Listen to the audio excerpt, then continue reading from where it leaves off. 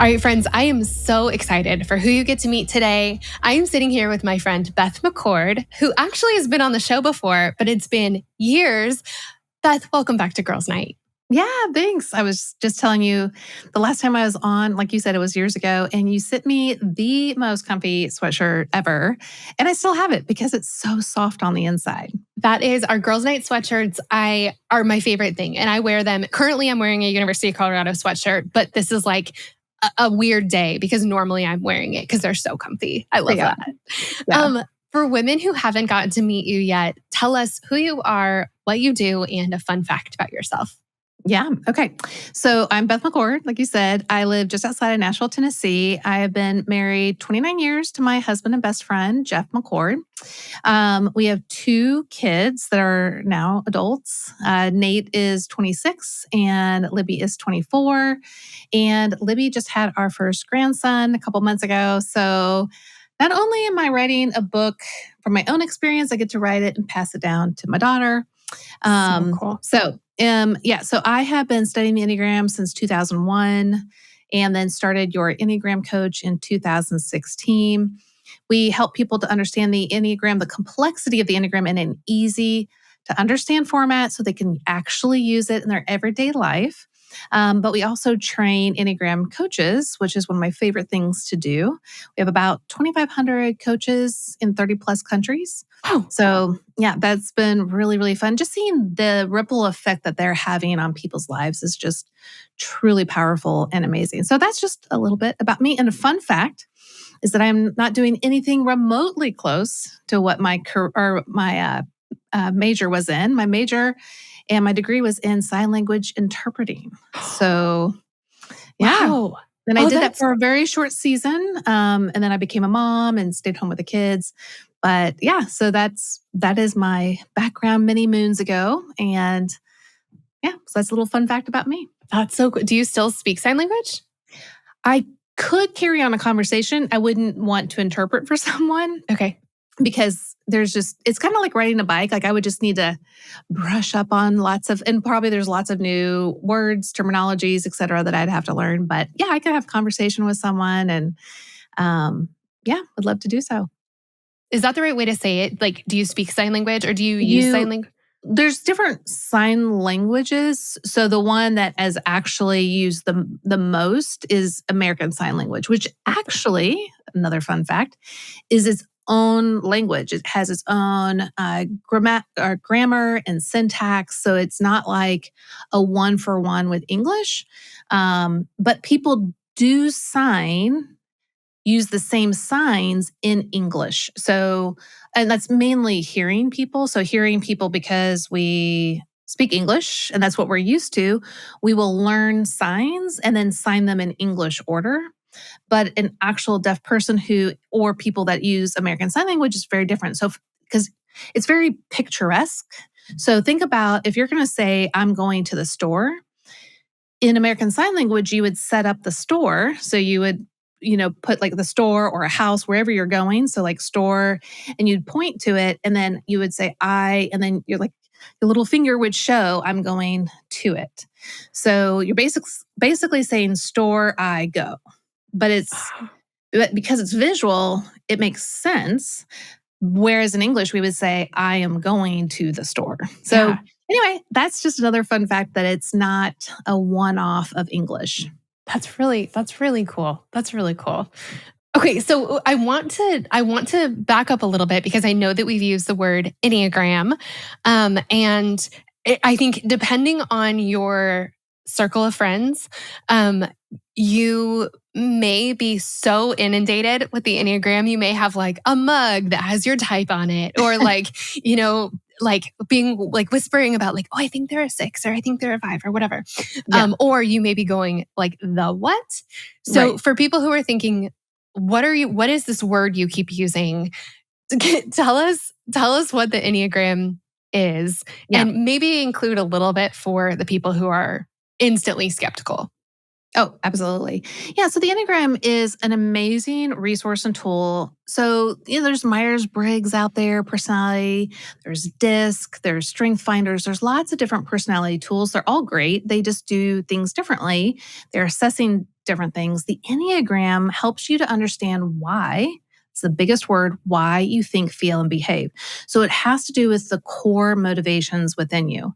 There are 9 basic types, and it goes into many layers. So no, they're not just 9 basic people. It's like colors. Like when you go into Sherman-Williams, there are red, blue, green, but you're not just going to go pick out that one color. There's shades, there's ranges.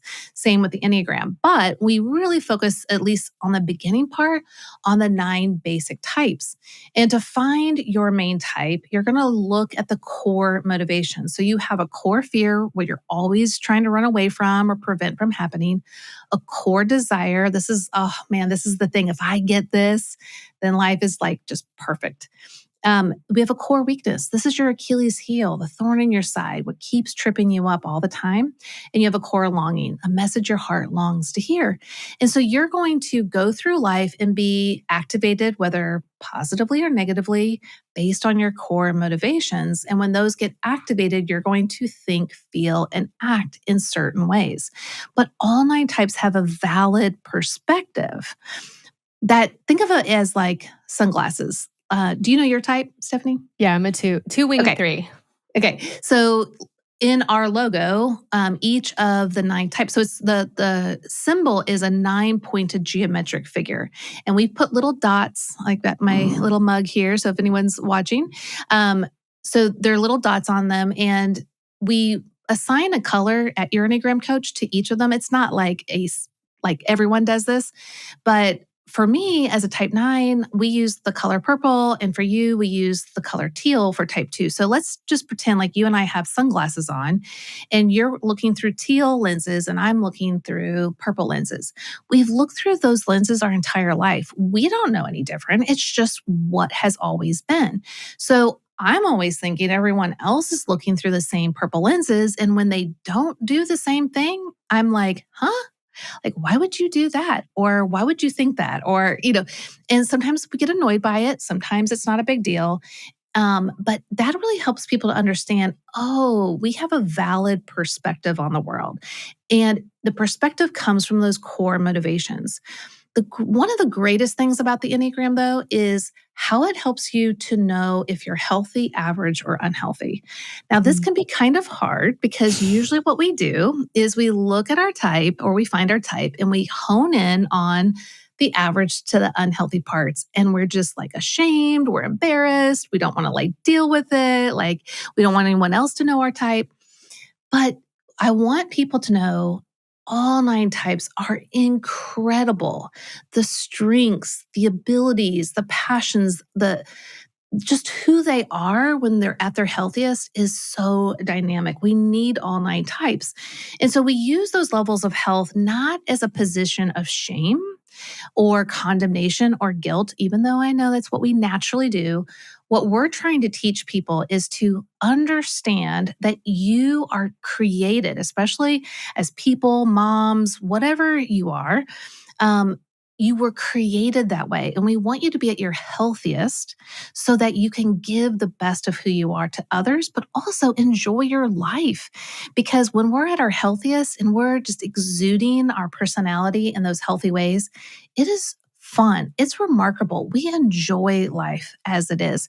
So the Enneagram, what we're doing is we're wanting people to be able to see all of their personality, but we're really trying to work on those less healthy aspects from a place of no condemnation, no shame, and no judgment, which is really hard, I know, but that's the goal so that we can get you to those healthier places. So that's just a little bit of a nutshell of what the Enneagram is. I mean, there's layers, like I said, we could get into, like you said, I'm a 2 with a 3 wing. There's lots of different layers that help people understand their personality in a fuller context. But just in a nutshell, just think of it as an internal GPS that helps you to know your current location and are you heading in the healthiest direction for your personality type, or have you gone off course? And how can we get you back onto that healthiest path? I love that so much. That's such a good explanation. And that's exactly what it's been for me. Like, I remember finding the Enneagram. Well, actually, I am an Enneagram OG, I will say. I took the Enneagram for the first time when I was in 8th grade, which was Oh, wow. quite a while ago. Like, that was probably honestly, I'm not exactly sure what year it was in 8th grade, but like 2002 or something. Like, that was a long time ago. I know. Oh, yeah. That's super long ago. I mean, know. not like long ago, like I'm saying you're old, but the Enneagram really started becoming popular around 2016 and on. So you were way ahead of time. Yes, it was like, and I don't know why there was a school counselor that had like some different lunch groups for girls. And so like we were like the Tuesday group or something. And we just kind of got to come together and talk about life. And it was really great. And yeah, I remember taking the Enneagram, and I was a 3 at the time. Yes. And, but I found it again, probably around 2016, when, so many people started talking about it. And it really has been such a great tool for putting language around who I am and explaining that both to myself and to other people. Mm-hmm. And then also understanding other people, and even just the fact that we all wear different color sunglasses is revolutionary. Because like you said, it's so hard to understand why people are the way that they are. And I think even just knowing they are the way they are because they're different from you is like, gets us pretty far. And so the Enneagram gives us just this really cool common language. Yeah. One of the things that, I've heard people talk about Enneagram for marriage and I know you have Enneagram for personal development. One of the areas that I haven't even thought about when it comes to the Enneagram is in motherhood. Mm-hmm. And you have a new book coming out about that. So tell us about the book. Yes. Well, like I said, I started studying Enneagram back in 2001. So my kiddos were 1 and 3. So I've been using it their whole life. And I've, been using it and refining it and growing in it, and still am. But I was really struggling as a young mom to understand myself, to understand what was activating me or getting me frustrated, or why aren't my kids like me? All these things. Why am I not the mom? I see all these other moms and they have these amazing abilities. Why not me? Well, it's because I'm creating this like superwoman that doesn't exist, because I like taking all these amazing aspects from different women and creating one big like supermodel of motherhood. And it's like, that doesn't exist. And usually when I'm around those moms, they're obviously putting on kind of their best in front of others, but I don't know what they're like behind closed doors. And when my husband pointed that out to me, I was like, oh, that's right. And it just opened my eyes that we're all struggling to some degree, and we're all doing great to some degree. And so I wanted to write a book to help moms understand through the lens through which they were created to be the best mom for their kiddos. I believe we're born our type. And so we were born with these lenses on. And, God gave us our kiddos for a reason with our personality type. Whether we ever find out our kids' real personality type as an Enneagram type or not, because each person has to land on their own type, because it's about why you do what you do. And so it's about the internal world. So whether you do end up finding your kid's type and they want to explore it or not, you can become the best version of yourself for your kiddos. It's a lot of work, but it's such good work. And so I wanted to write a book to help them see through their own lens, but also see where they trip up, but also how they can grow. What are some things that like, so my type, I'm a 2 wing 3. What are some things that I could discover about myself as a mom through knowing that type? Like, yeah.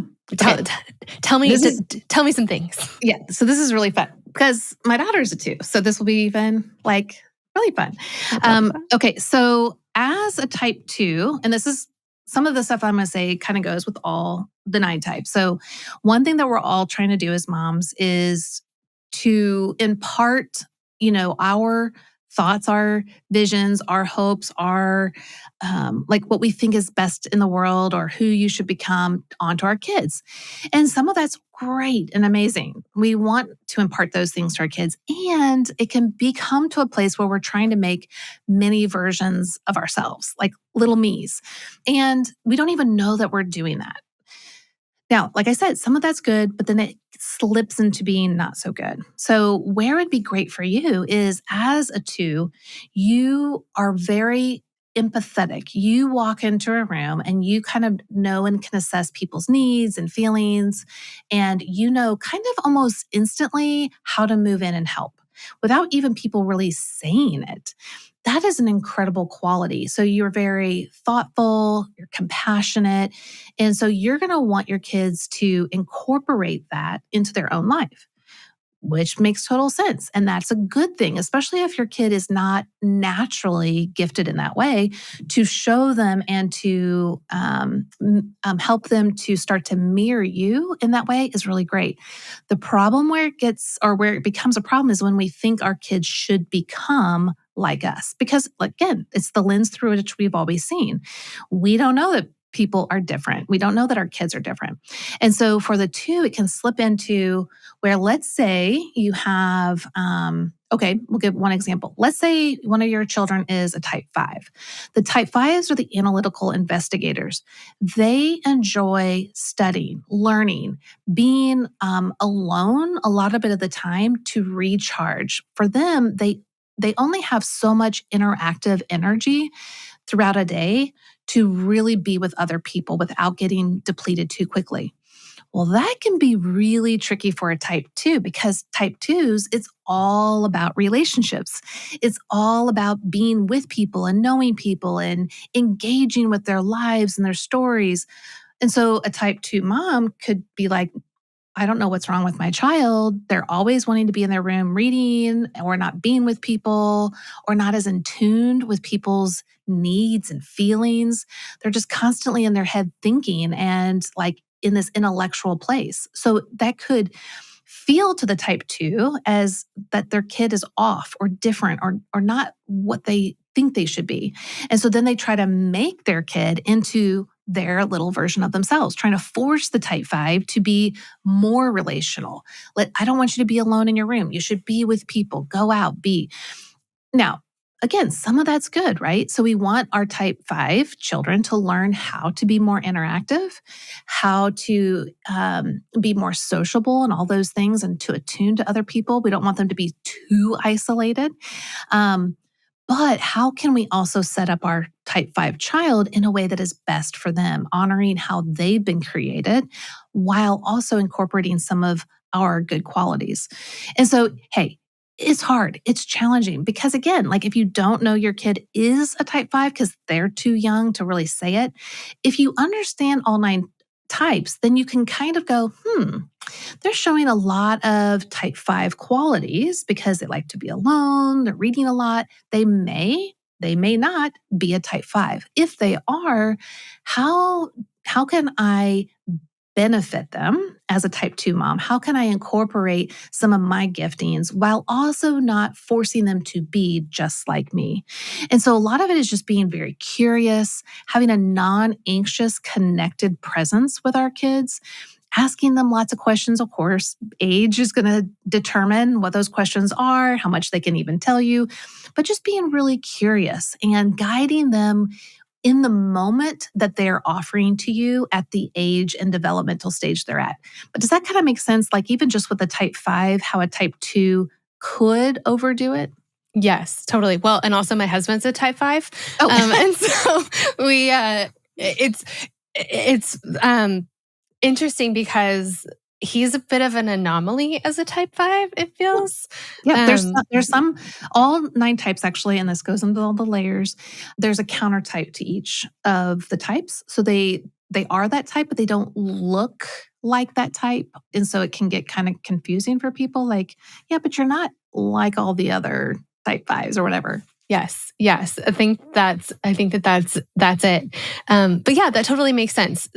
Seeing, and this is true for any of our relationships, but saying like, I'm going to encourage you.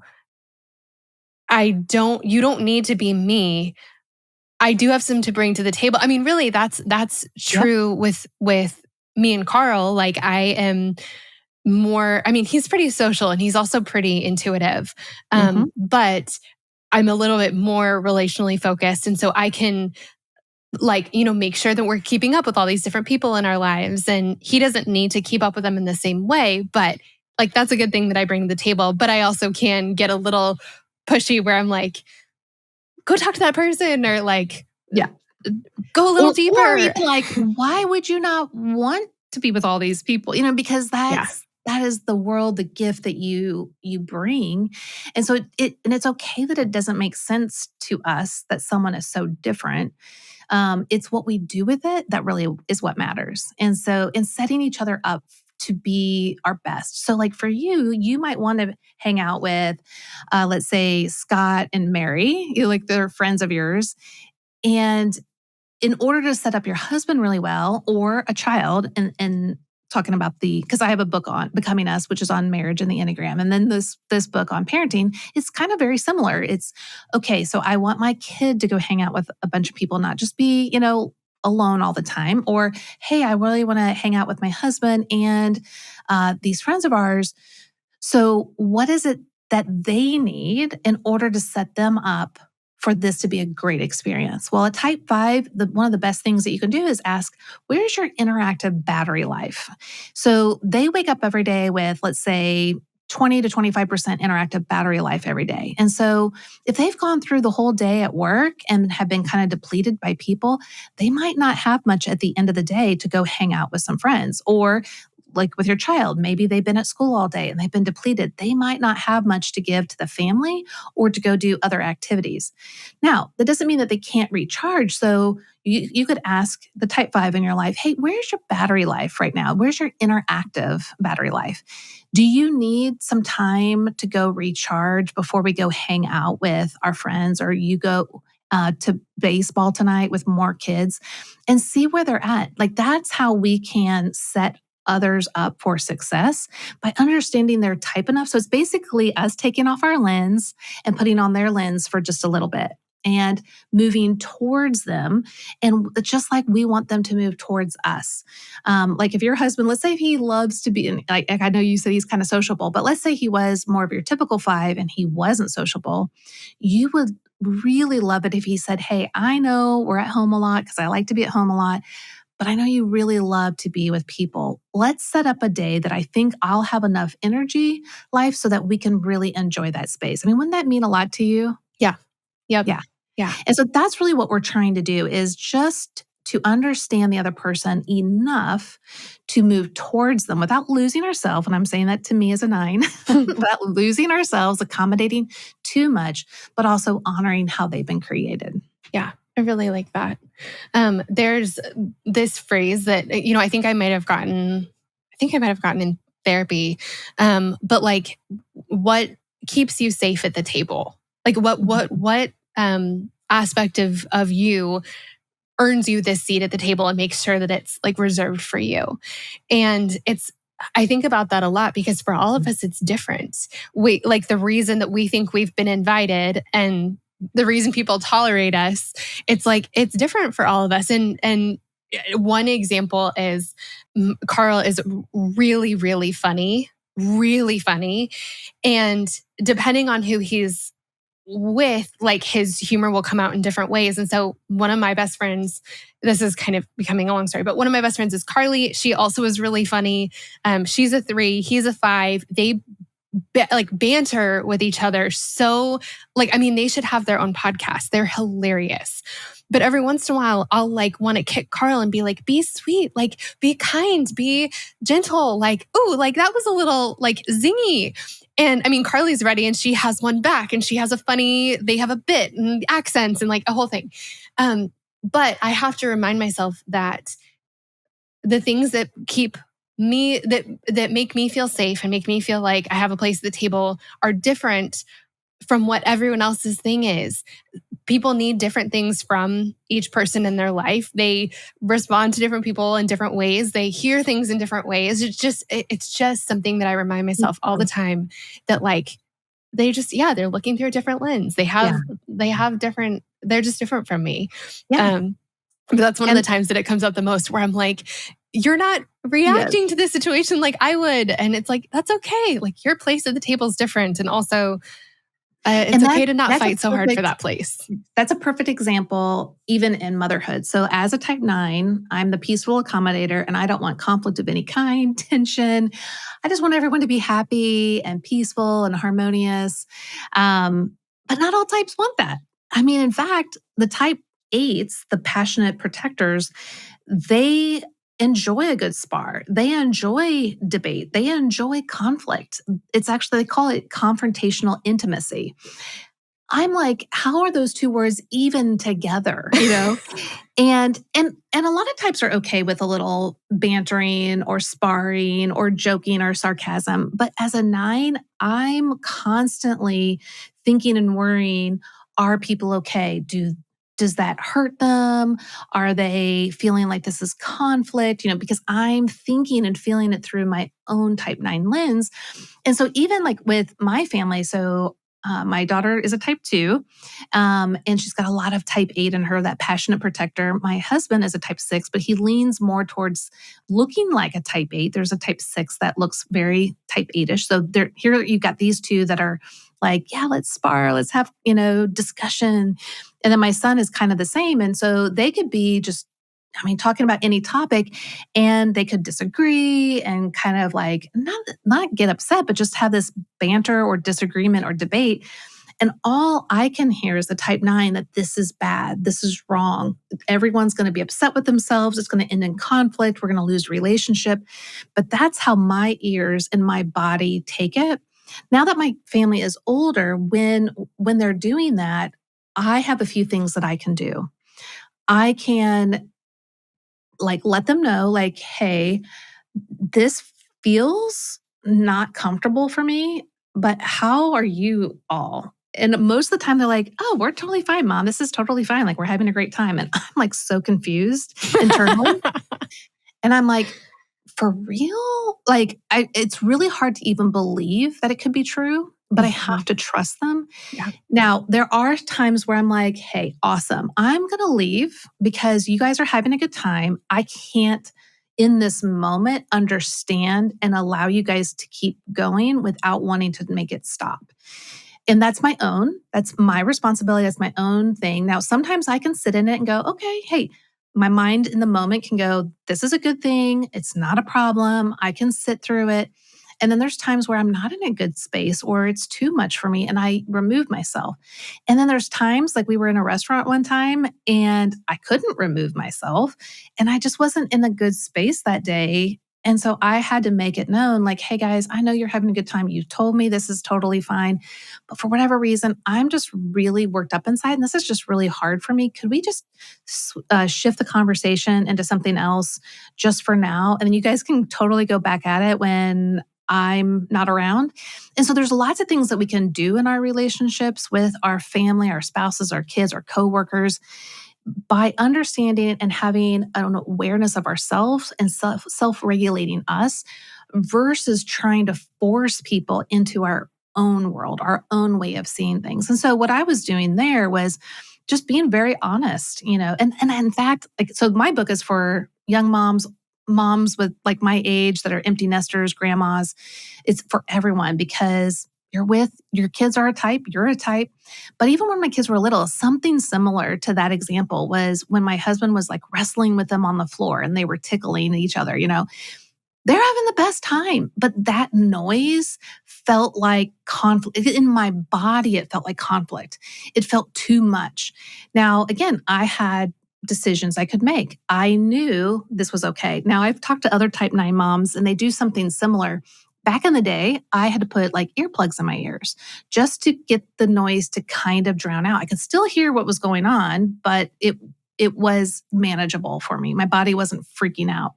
Nowadays, moms, I've heard they put the earbuds in, and because they can still hear, but it just softens the noise so that they're not trying to force everyone into their worldview. But again, there are some times that I just had to go to the bedroom because I couldn't get away. I didn't have earplugs. Now, other types might be listening going, that's the craziest thing I've ever heard because they're not a 9. And they love the wrestling and the tickling and the noise and the chaos. And I'm like, yay, that's awesome. But there's going to be things that really annoy you that maybe like a 9 would do or a 5 would do or 4, whatever type it is. And so understanding all 9 types gives you, I always talk about it being like a cheat sheet to relationships. It gives you an awareness to meet each other halfway the best that you can. Yeah, I love that. I think that, and yeah, I mean, you can speak to this because I'm sitting here going, I relate to that so completely. I think that the tickling and the wrestling doesn't bother me too much, although I am like, careful, like, watch your head. But my kids are they're 3.5 and they both have so much to say. And so currently I'm having a lot of like, if there's like simultaneous like whining going on or like, hey mommy, hey mommy, hey mommy. And it's like getting louder and louder and louder. I need to get earplugs because sound is something that really triggers my anxiety in a way that like other things don't. For my husband, it's like clutter, like physical clutter. When he starts to kind of get like worked up, he just starts putting things where they go. I can kind of tune that out, but noise, I just can't.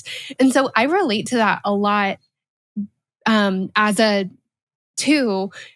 Like, I think that that's a question a lot of people have when they take the Enneagram test is like, they're like, well, I scored highest on this one, but this one was my second highest. Yeah. Talk to us about that. Yeah, that's a really great question. So we use all 9 types to varying degrees. Like I was saying, like if you walk into Sherman-Williams, you're like, I'm a purple. Well, there's more than just one purple color. And where the different shades come in are lots of things. The Enneagram is like an onion. There's lots of layers. One layer is the wings. So you talked about that earlier. The wings are the 2 numbers directly next to your main number. So for you being a 2, when you look at the Enneagram symbol, next to the 2 is a 1 and a 3. Those types, you don't become them, but you do take on aspects of those types. And if you're healthy, you're going to take on those healthy aspects. If you're not so healthy, you're going to take on their not so healthy aspects. And you use both, and you use them in varying degrees in different situations. Now, you might use one more than the other on a regular basis. And some people, they don't. And so it varies person to person. Then when you look at the symbol, like I said, it's a 9-pointed star. There are 2 lines that come off of each number to 2 other types. Those, I call them Enneagram paths, because those are the paths that you take. And those 2 numbers also influence you. Again, you don't become their type, but they influence you. And so for you, you're connected to 8 and 4.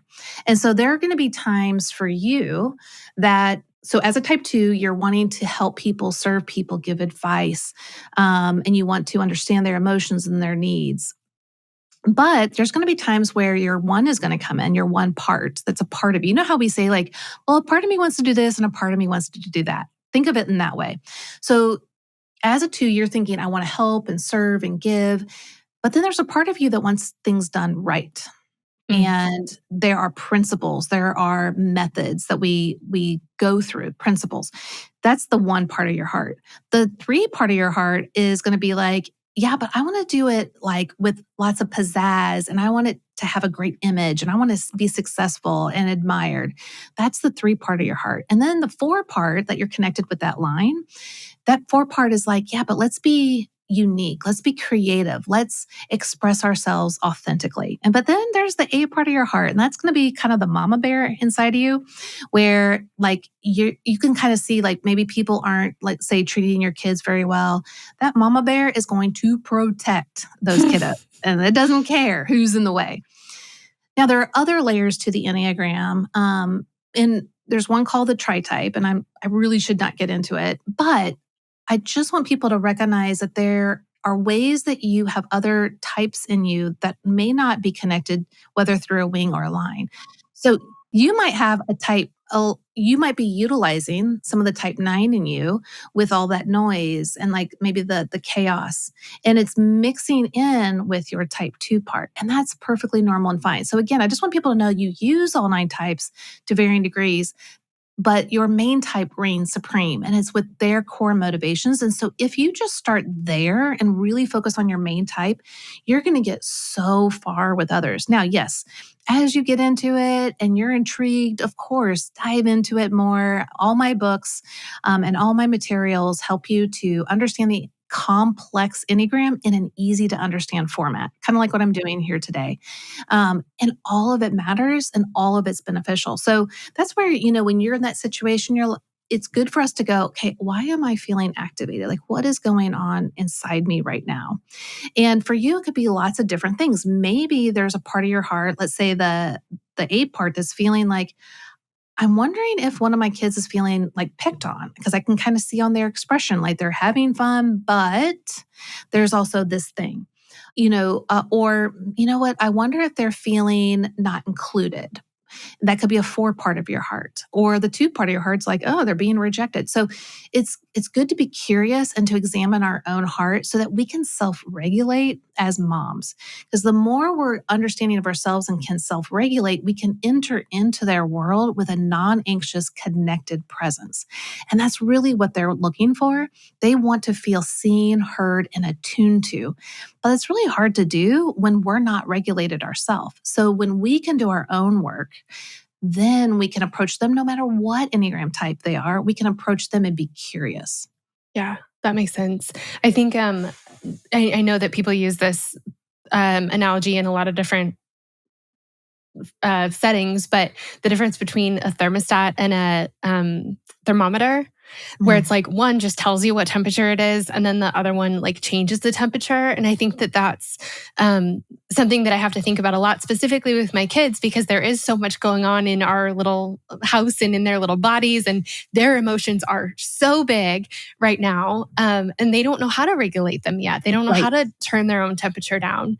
And so I think sometimes I can be guilty of coming in and going like, it's hot in here, and I'm hot and everyone's hot, instead of like cooling down myself and then coming in and like with my cooled down presence, I can turn the temperature down for everybody else and help them I with love it that too. because, at your kiddo's age, it's very different than my kiddo's age.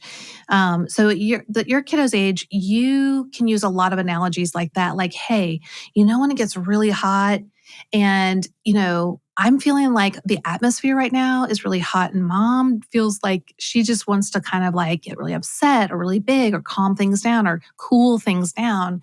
And so that I don't do that in a way that could be, let's say, hurtful, mom is going to take a timeout. Mom's going to take a break. I'm going to get myself back together so I can cool down to a normal temperature so that I can come back and be with you guys in a much fuller way. It could be something as simple as that at a younger age. And then, of course, with my kids, I can talk to them in all the nuances of the Enneagram, right? Like, because they get it. They're 24 and 26. Like, they can hold those conversations. And in fact, it's more enriching when we have those deeper conversations because they really feel that I can attune to them and understand them right where they're at. Yeah. And so the Enneagram just needs to be used in the right age development way. And so I really recommend parents not even talking Enneagram verbiage and language most of the time. Just talk normal, but have the information in the back of your mind to help guide you. And that way your kids don't get annoyed like, oh, the Enneagram again. It's any tool that we use, we overuse with our kids. They want to just push it aside, whereas being curious and present and asking them those great questions, they're going to feel like, oh, wow, they really want to know me, which is true. But if you talk Enneagram language all the time, they're going to be like, oh, they just want to know me. So they, know the Enneagram or they can pigeonhole me. And it's like, no, I just want to truly know and love you for who you are. Yeah. Can you tell us a little bit more about the origins of the Enneagram? Because I think that I know everyone has a different feeling about everyone has a different level or tolerance for different things. I was like, this is I don't know, I'm trying to think of an example. I don't know. Everyone's just into different things. And there's some things that people are into where I'm like, what? That is so made up. Like that, like I am rolling my eyes like crazy. Like what in the world? I feel like the Enneagram can feel a little bit like that, where it's like, who invented this stuff? Tell us a little bit more about where it comes from. Give us a little background. So the Enneagram symbol, like I said, is a 9-pointed star geometric figure, has been used for thousands of years and for lots of different reasons. Then in the 60s and 70s, it was starting to be used more from a psychology standpoint. And there were 2 men that really were spearheading that, Echazo and Naranjo. And Naranjo learned from Echazo, and then he came to, or he was a teacher of psychology in the United States at UC Berkeley. And he taught a few people, but he really wanted to kind of remain quiet because he knew that if it's not used correctly, it can be really damaging. And I'll just pause there to say, please don't use the Enneagram as a sword or as a shield. Don't use it to hurt people or to like, oh, you're such a this or you're being such a that, or use it like, well, that's just my type. Sorry, deal with it. We're to grow and to love one another well. So he kind of kept it secret for a long time, but he is a psychiatrist. And so he was learning and utilizing it. And through his own observation of people, was able to then kind of map this out more fully. Now, from a Christian standpoint, some people have heard people talk about Ichazo and Naranjo, that they were kind of more in not savory aspects of faith or religion.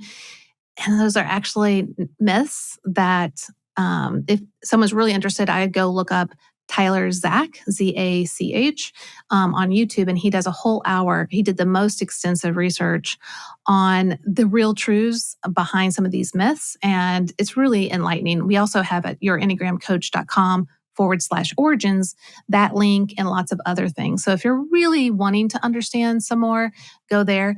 But it is really intriguing how the Enneagram has developed over time. And because it doesn't come through one hub, like Myers-Briggs, it's like its own entity. Like it came from a certain group and it stays within that certain group. The Enneagram wasn't that way. And so you have lots of different teachers, including myself, that are seeing the Enneagram through their own lens and writing about it and teaching about it through their own perspective. So I teach it through a Christian lens. But there are some people out there that are teachers and, they might be in the New Age, or they might be a Buddhist, or they might be a Catholic mystic. And so they're going to teach from their language, but that doesn't mean that the origins or the application isn't true. And so what I try to just help people to get to a teacher that feels more in line with who they are and their beliefs, and start to learn the Enneagram through that lens. And there's even teachers out there that just do it very neutral. That's actually where I learned and got my certification through, was like the Enneagram in business. Mm-hmm. And so you can do it there as well. So I think the Enneagram is just a really dynamic thing. And there's actually, a lot of people think there's not a lot of research on it compared to like the Big Five, which is like really, really researched over the years. The Enneagram does have hundreds of research papers on it already, but it's nowhere in comparison to the thousands of research papers that have been done.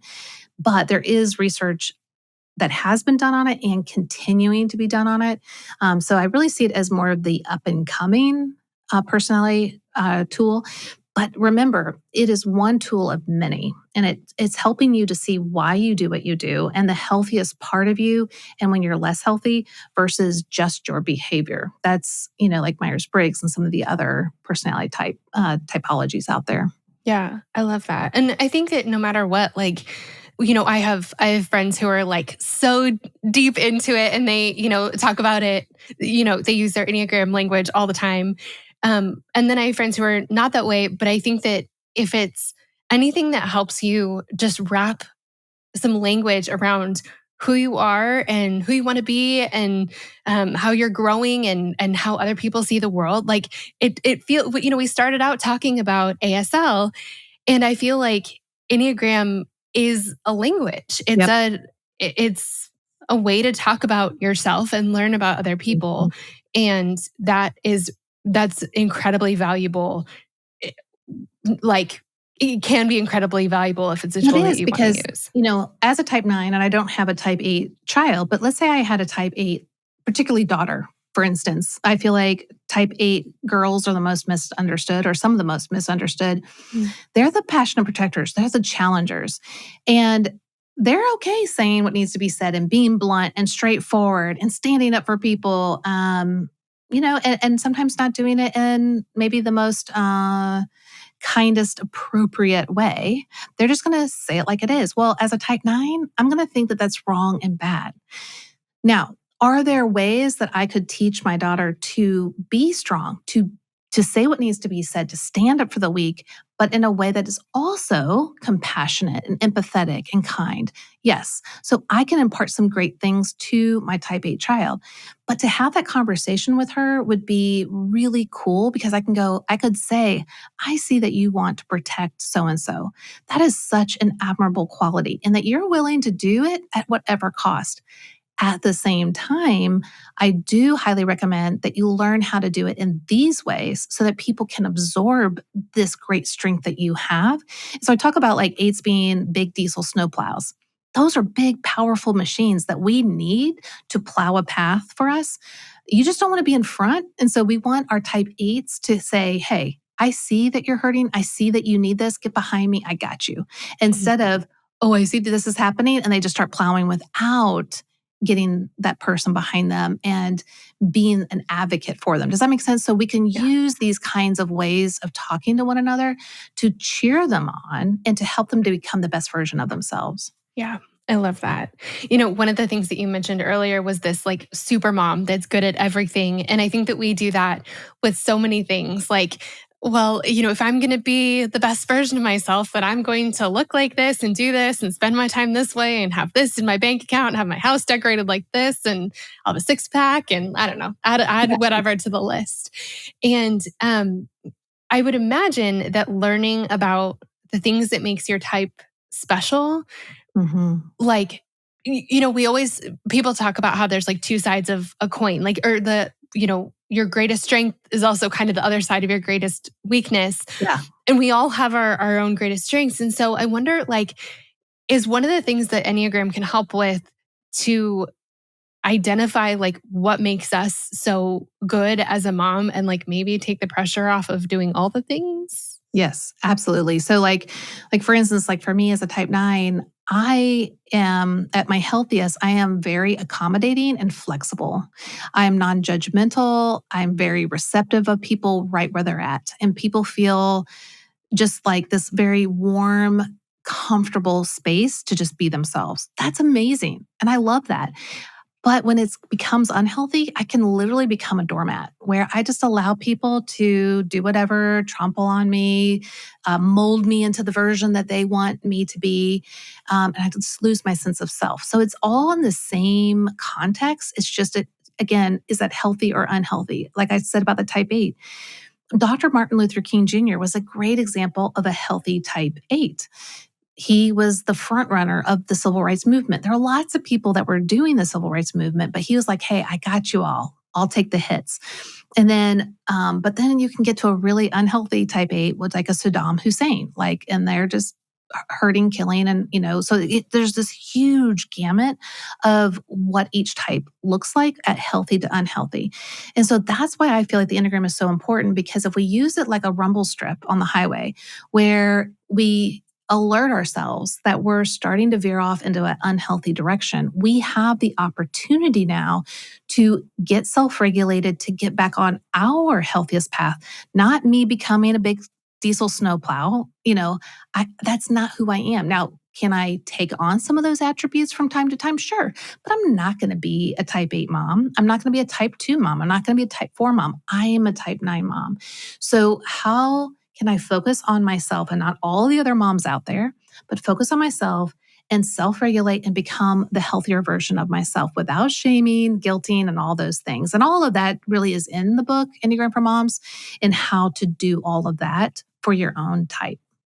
I wonder if too, I have always been such a big believer since long before I had kids, just in the idea of kids needing a village, really, and needing all kinds of extra moms, I know that I can't teach them everything. And so what extra mom can come in and teach them something else? And so knowing that there are things that are your strength, like this is going to be my best thing.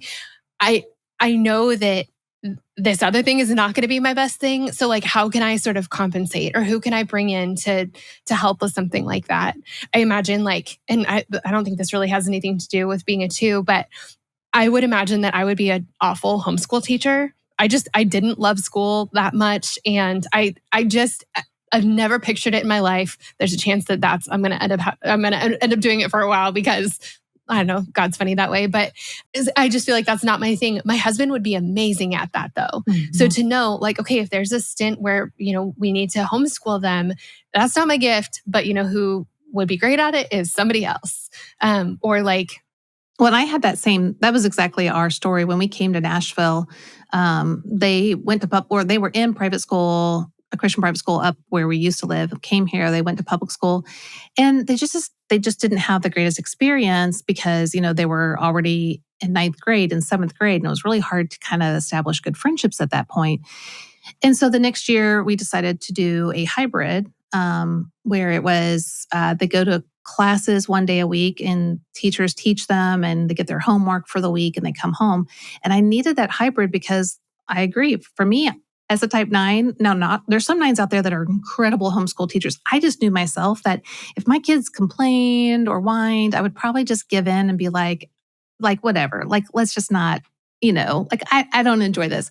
And so they would get no education if I was their mom. So, if I was their teacher. So I utilized what was available to me, knowing myself well enough and why I would get tripped up in the way that would trip me up. Now, for you as a type 2, you will have your own reasons why you understand that maybe being just a homeschool mom 100% may not be the best option for you, but how can you, like you said, bring in your husband or bring someone else in to bridge that gap? Now, there are other type 2s out there that they love it. It's their favorite thing and they're really thriving in it. But maybe them doing podcasts and being an author would be the last thing on their list. So that's why just because you're a type doesn't mean that your actual gifts and talents and passions are the same as all 2s. Yeah. It's the core motivations behind it is what gets activated. So that's why I always point people back to those core motivations.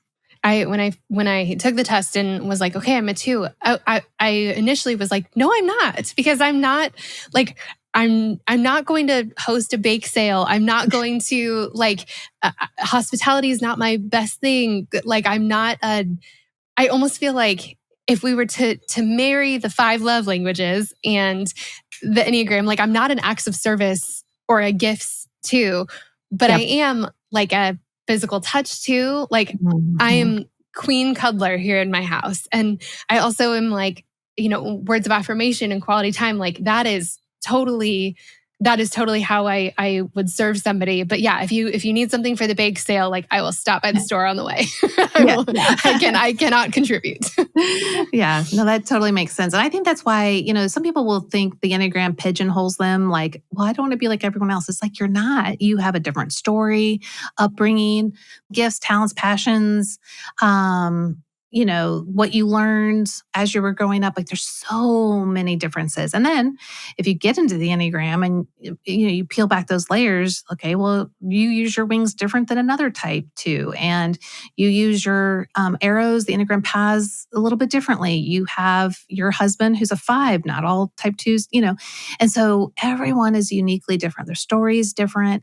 And so, but the Enneagram gives you this roadmap of why you think, feel, and behave, and to help you to stay on your healthiest path if you're willing to go there. And one of my biggest things in using the Enneagram is to help people to not use it with shame, self-condemnation, and fear. We usually guilt ourselves or condemn ourselves or shame ourselves.